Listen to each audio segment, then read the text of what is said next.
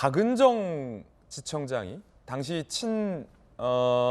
정부 성향의 성남지청장이 수사를 무마한 거 아니냐라는 의혹도 별도로 수사 중인데 지난해 10월 당시 박은정 지청장은 이렇게 이야기했습니다. 항변했습니다. 들어보시죠. 경찰에서 3년 3개월 이상 무혐의 의견으로 불송치한 사건이고 한 4개월 동안 저희 검찰에서 20여 건 이상 그 수천 페이지를 꼼꼼히 검토했어요. 갑자기 차장이 이프로스에 본인이 직접 노래를 부르는 것을 사직 인사로 올리고 사직을 하셨어요. 저는 지금도 왜 그러셨는지 잘 이해가 되지가 않습니다. 자, 박은정 지청장은 차장 검사가 왜 갑자기 항명하면서 사표냈는지 이해가 되지 않는다라고 물론 항변하고 있긴 합니다. 박정호 의원님.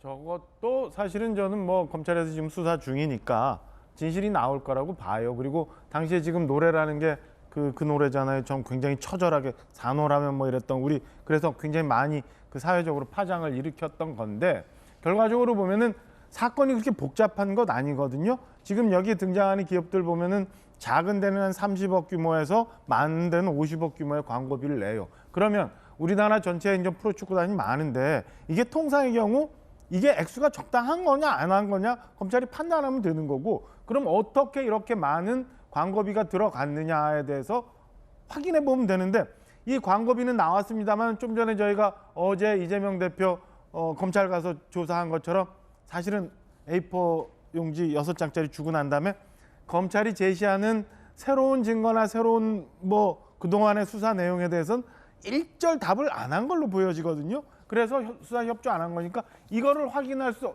없는 상황에서 지금 저렇게 가고 있는 거죠. 이걸 무마하기 위해서 이재명 대표는 그리고 이것도 제 혼자 개인적인 생각입니다만 박은정 당시 성남지청장은 어느 선과 연관이 돼서 이 사건을 그냥 대충 넘기자.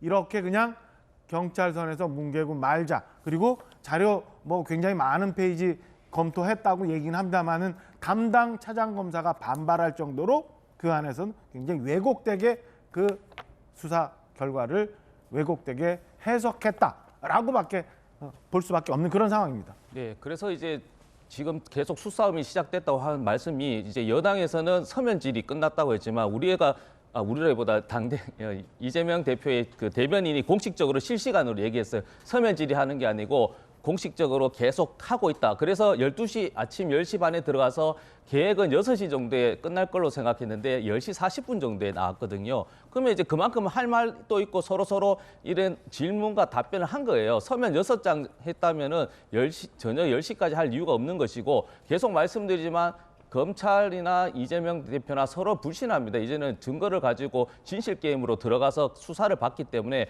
검찰에서 굳이라기보다는 검찰에서 이야기할 필요가 없다. 왜? 이야기해도 답을 정해져 있기 때문에 그래서 법원에 가서 진실을 계속 이제 논하겠다라는 것이 이제 이재명 당대표의 이야기인 것이고 말씀드렸지만 서면 질의로 해서 소극적으로 물론 묵비권 자체도 이게 권리입니다. 이게 불법 행위가 아니고 그렇지만 묵비권 행사도 하지 않고 성실하게 적극적으로 조사에 임했다는 말씀을 드립니다. 예.